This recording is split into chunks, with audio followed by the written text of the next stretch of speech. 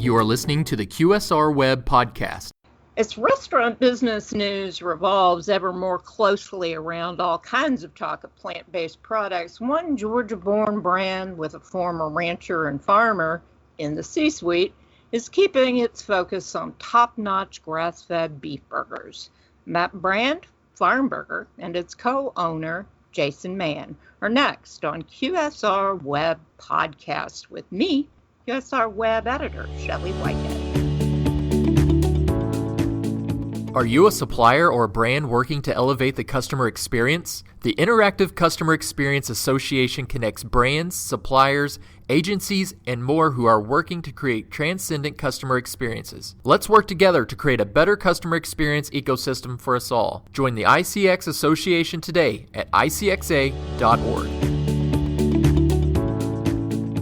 Okay, we're back, and a question for you. When you conjure up images of farm life, what do you think? Maybe pastoral, kind of laid back, perhaps even a little, old-fashioned? Well, down on the Farm Burger farm, at least, slow, sleepy, and old-fashioned as anything but the case. This brand, which takes its name on the taste bud tantalizing qualities of grass-fed beef burgers, has got a ton of irons in the proverbial fire, and none of them are the least bit old-fashioned, but very much on trend. And that includes everything from a recreated vegan burger, an invasive species catfish sandwich, to a just-opened location in that mecca of all things hip and trendy, Whole Foods. Jason Mann, you are the co-founder and CEO of the brand, and I'm happy to have you. Pleasure is mine. Thank you for what you do and for letting us restaurateurs and people that are trying to make sense of this crazy industry have a voice. I want to start kind of at the beginning, so to speak. If you will please give us kind of an overview of where we're at with this brand at the moment as it pertains to your geographic reach, your number of locations, annual sales. This is your 9th year? Isn't it? Yeah, this is on May will be our decade, man. We are almost approaching our tweens. You know, we're not a baby anymore. We definitely are out having fun, but I feel like our parents have let us play in the woods. We've failed, we've fallen, we've healed, and we've learned a lot along the way. So we're approaching our decade anniversary will be April.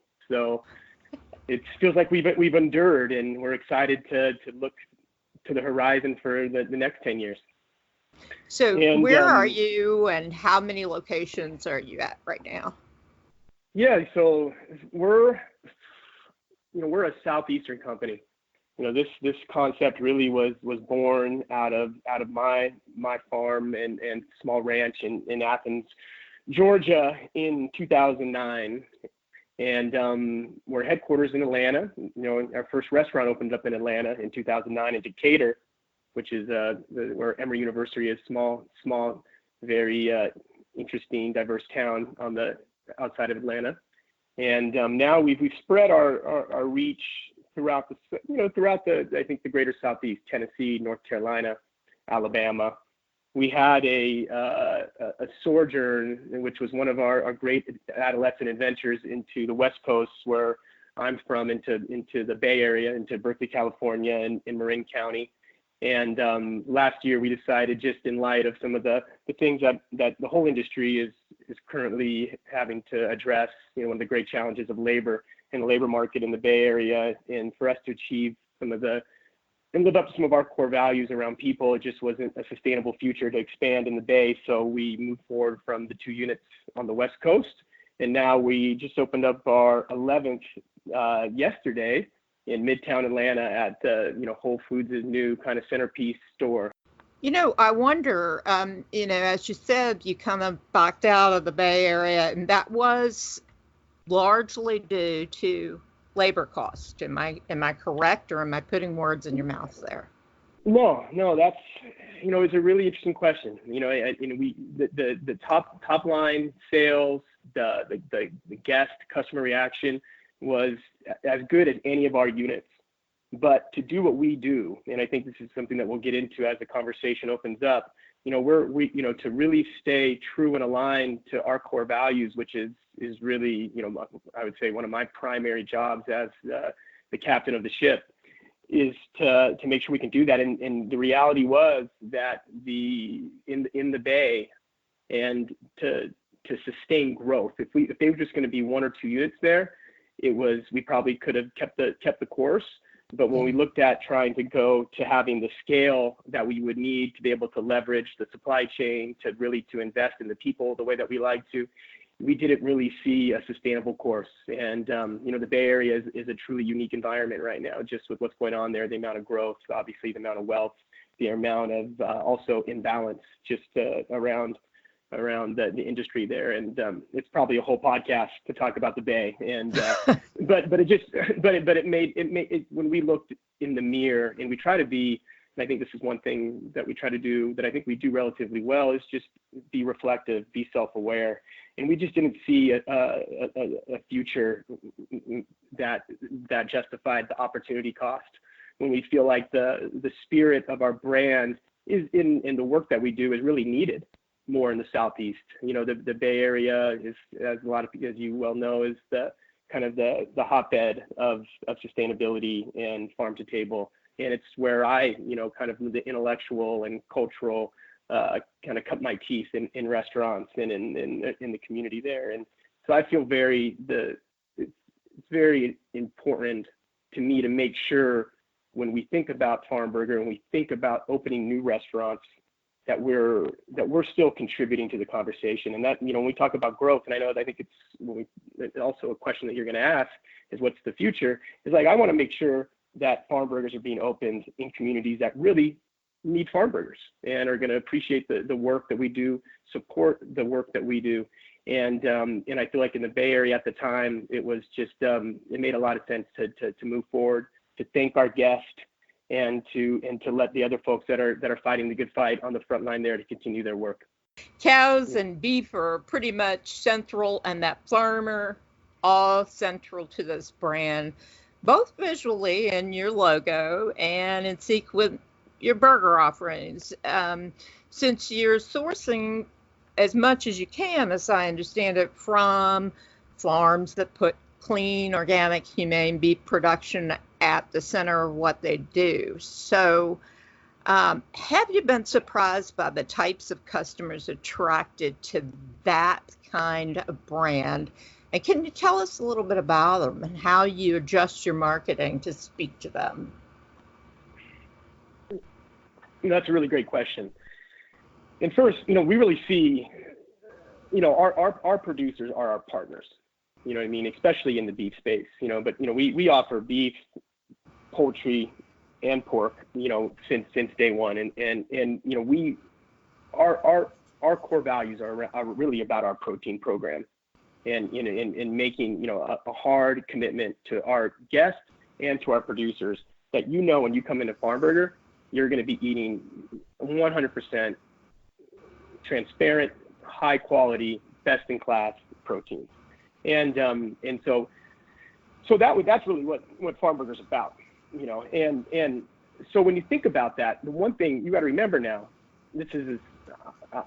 I'm from San Diego, California. I was educated in the Bay Area at Berkeley. I one thing I never wanted to do was go into another community, a la the Southeast, and tell people how to eat. And this is 10 years ago. This is really 12 years ago. And it was important to me that we let the food, we let the hospitality, we let the price, let's just call it the whole value proposition speak. And so our approach was to not be in your face, to not be pedantic about what we do and how we do it. We really wanted the experience to speak. And then, frankly, we wanted people to be inquisitive. And so the marketing for let's call it the first 5 years of Farm Burger was very subtle. It was by championing our producers, by telling their story, but we never really wanted to be too, we didn't want it to be in people's face. But fast forward to today, and this is a question that me and our leadership team have often, is that, organic, grass-fed, natural, regenerative, plant-based, what was something that was happening on the margins of the food industry has now become something that if you don't have, you're losing.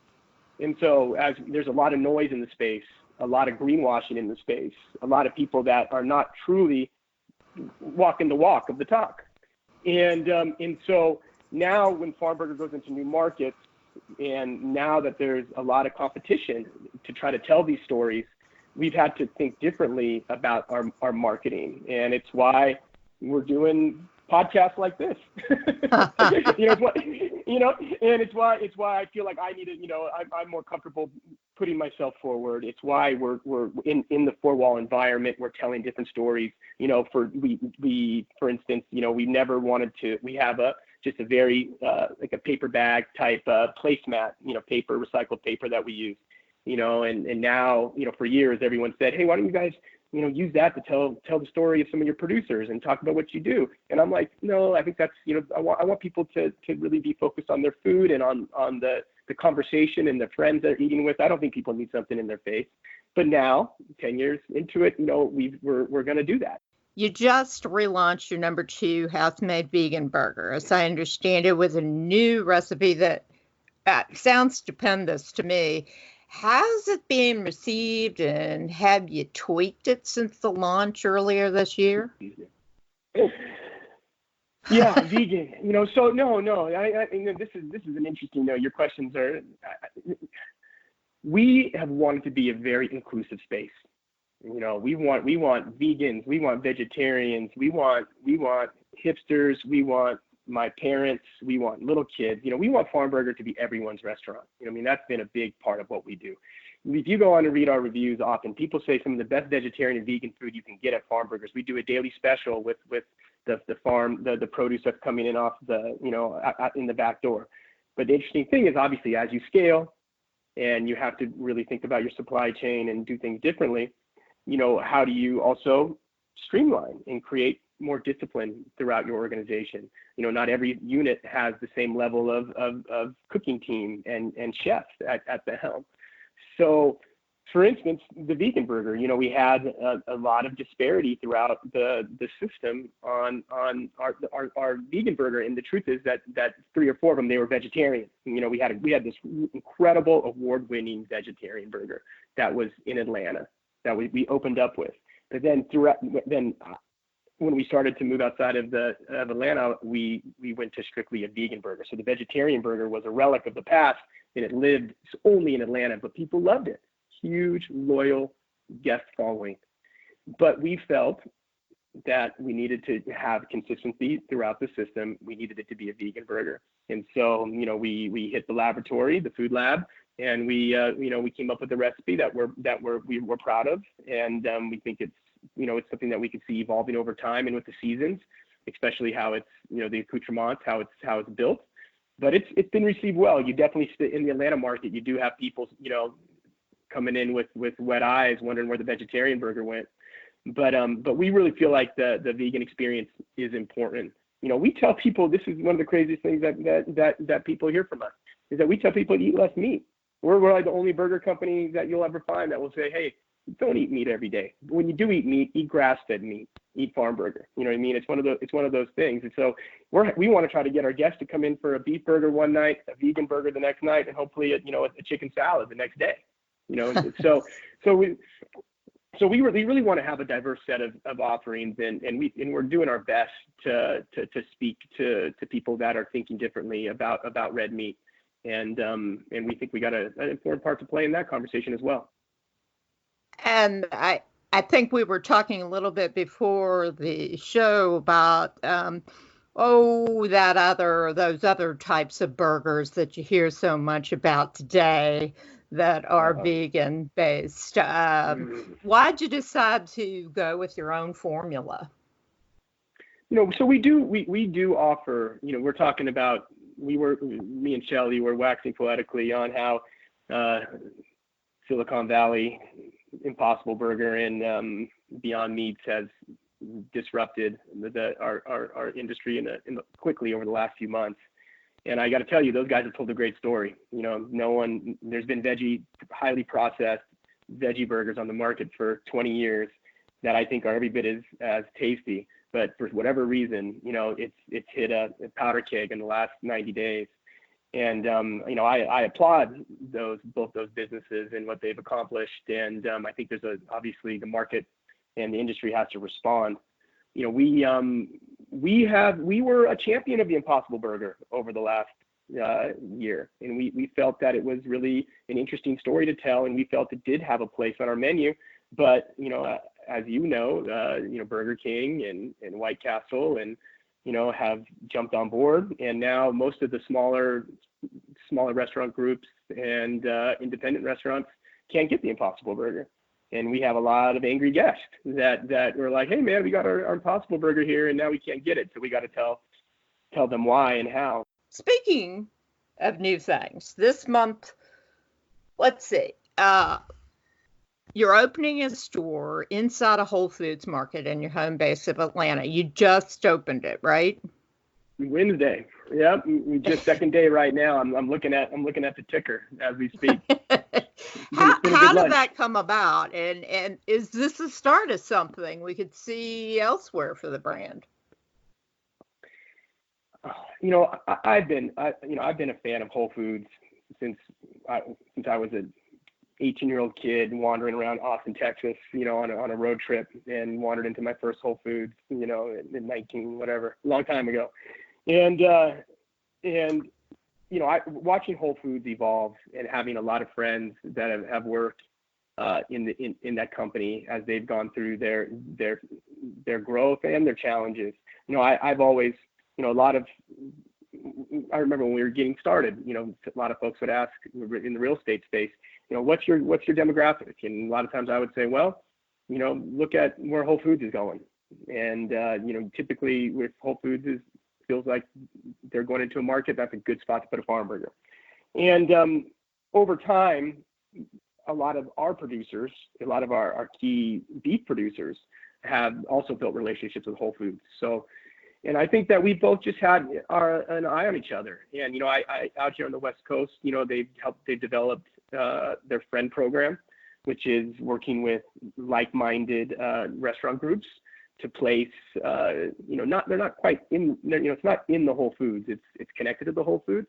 And so you can really have a completely farm burger experience without ever walking into the Whole Foods, or, you can walk, there's also a door into the store.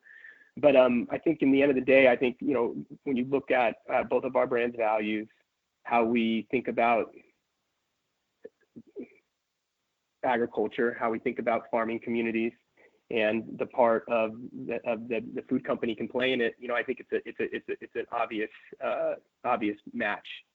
And so when the conversation started a couple years ago, we thought if they were to put the right real estate, in our market, we'd be happy to work with them. And then, it was a process trying to figure out how it would work. And I think it's a beautiful, beautiful store. It's a little bit bigger than most of our other units.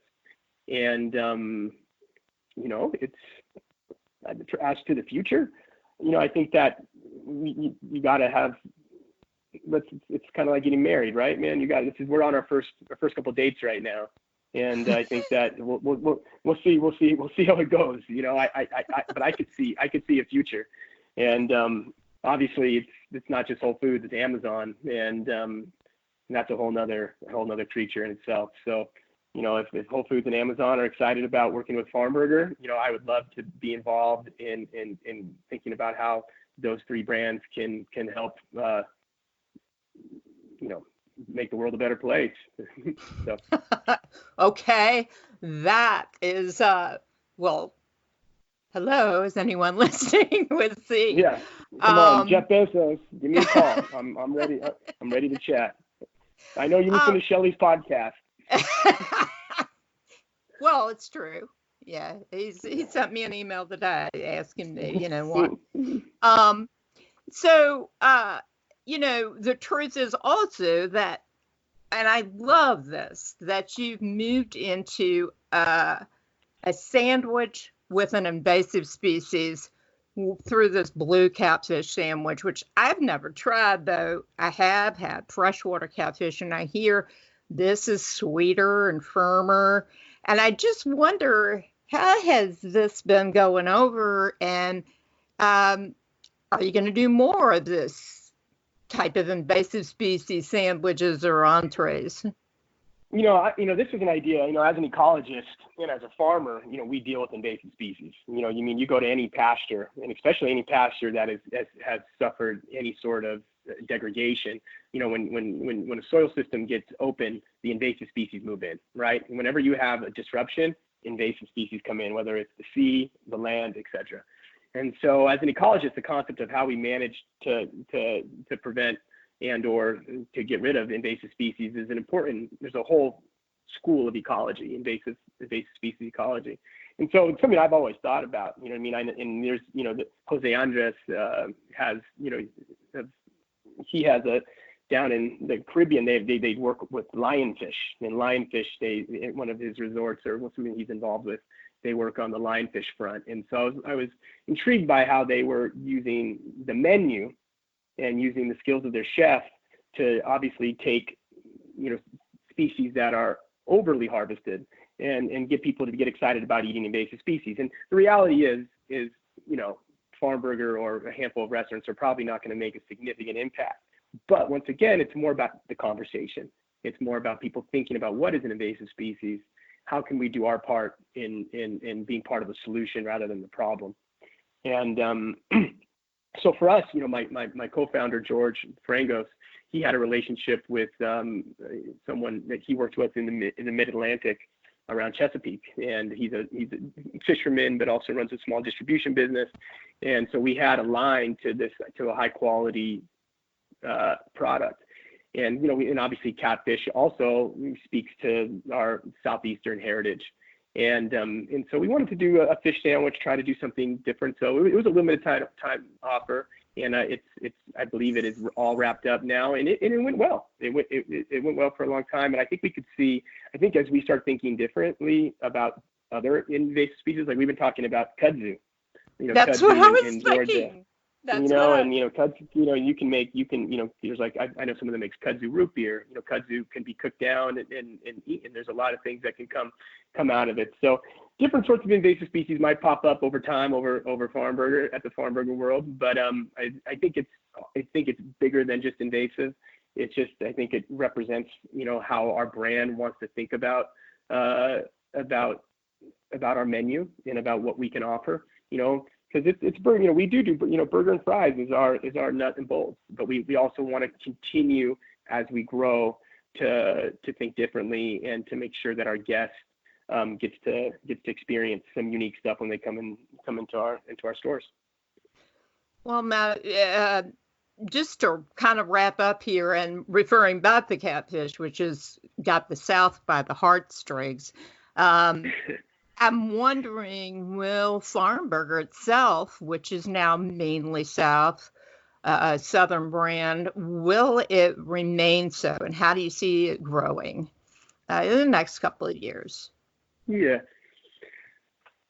We're in the history of modern world, right? This is the best time to be an eater. There's never been a more diversity and more restaurants than there is today, And as an eater, it's the best of times. As a restaurateur, I think, and especially a restaurateur that wants to grow, you got to be really, really smart about your decisions about where you're going next. And so Farmburger will not grow for growth's sake. Like I said earlier, we still believe that the world should have more farm burgers. and as long as we, me and my partners, we think about our legacy and our brand legacy. We want to be a thought leader. We want to be a thought leader in the space for both our peers in the industry, for the farmers and producers that we work with, and the ones that we bring into our fold, and to our guests. And so when I think about the future of Farmburger, I believe there are, many communities that where Farmburger is interested in going. So, I think we want to grow smartly. I would like to believe that we could be at 20 to 25 units in the next, opening 3 to 5 units a year over the next 5 years. But at the same time, I think this industry right now there's a lot of peril, and I think you got to be really, really smart. And so we're looking for unique spaces and unique communities. We're looking for unique partnerships, like one we have with Mercedes-Benz Stadium. We're in there. We're the first grass-fed burger that you can get in America at a major professional stadium. And I compliment the Falcons leadership and Arthur Blank for that. And relationships like Whole Foods, working with Whole Foods to help ensure that we're growing with the right partners. And so, but I would say that if for the next 3 to 5 years, I think it will be hard to find a farm burger outside of the Southeast. Maybe coming up towards you, I think that would be, Kentucky. We really like Louisville and Lexington. I like Cincinnati, and we're our rivals to the south, Florida. Man, it's a big state down there. I've been looking across that line, thinking about what farm burger in Florida could look like as well. So. We'll see what happens, but I can't tell you, Shelly, how thankful I am for what we got today, and for the work that we get to do every day. And we're just trying to do good, and do good by our team members and our guests and our farmers, and make sure that we're walking the walk as we walk into the future. Well, you can't do better than that. And I do want to thank you for pulling back that barn door and giving us a look at some of the inner workings of farm burgers. I wish you great success. And also to our audience that is going to wrap up another show, but come back soon. And until then, be sure you have a great day.